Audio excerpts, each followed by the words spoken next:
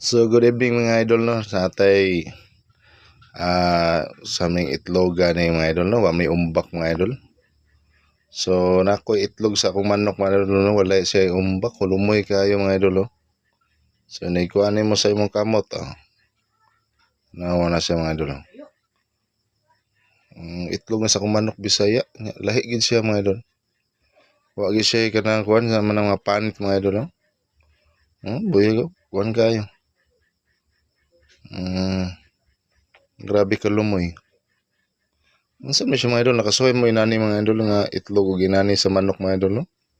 Mura wala siya kanang umbak, yung panit ba. So gahapon ni na abi na kog unsa ning natagak dito sa pugaran mga idol no nga kuan. Kaurang sukad pa mig manok mga idol, karon po ko bantay pa inani nga. Na po siya awa po siya kanang kuan, bayan na ng umbak niya bayang panit sa itlog. Lumoy mura siya kanang chili mga idol. Imong kuanon mura siya kanang wa gyud siya kuano. So money first time po na ako nakakita ginani ng itlog.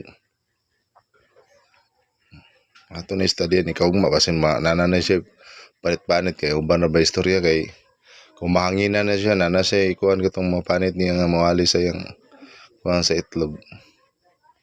So wagi siya mga idol, mga tanaw no. Grabe itugas manok karon pa ko sukad pang muhig manok inani. Karon pa jud ko kapantay ning itlog nga nari itlog inani mga idol. Mura siya kanang kuan, mura siya danwaan ng itlog. So ako na isod sa ref mga idol kay ako testingan ba mo di ba ni mo gahi ato sa ref. Sibutan ko ni sa kuan. Ini kaugma na to.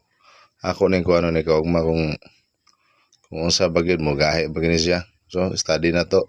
So ugma na po datong next video ani mga idol no. Sa thank you for watching.